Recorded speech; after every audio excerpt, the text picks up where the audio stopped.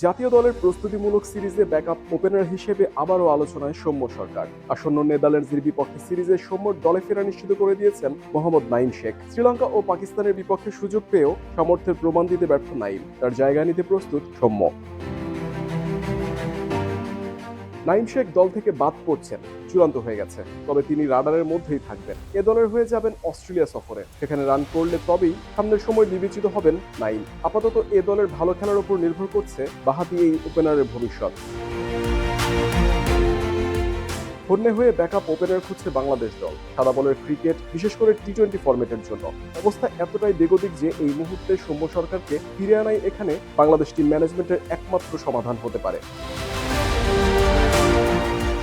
মজার ব্যাপার হলো, সৌম্য সরকারকে বাদ দেওয়ার পেছনে কোনো যৌক্তিক কারণও ছিল না বাংলাদেশের নির্বাচক প্যানেলে। সবশেষ ওয়েস্ট ইন্ডিজ সফরে তিনি একাদশে ছিলেন। টি-20তে 43 ও ওয়ানডেতে 73 রানের একটা করে ইনিংসও খেলেন। এরপরও অজানা কারণে শ্রীলঙ্কা সফরে রাখা হয়নি তাকে।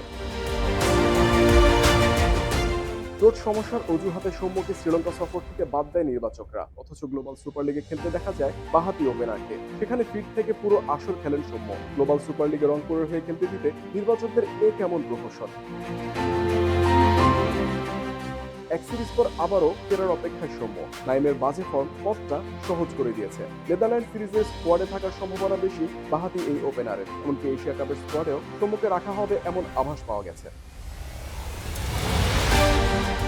জাতীয় ক্রিকেট দলের সৌম্য সরকারের আবেদন এখনো শেষ হয়ে যায়নি। জাতীয় দল ঘিরে নতুন করে স্বপ্ন করছেন এই ওপেনার। আবার টেস্ট ক্রিকেটে ফেরার মিশনে নেমেছেন সৌম্য। 2014 সালে জাতীয় দলে অভিষেক হয়েছিল তার। শুরুর দিকে 4 থেকে 5 বছর জাতীয় দলে প্রায় নিয়মিত মুখ ছিলেন তিনি।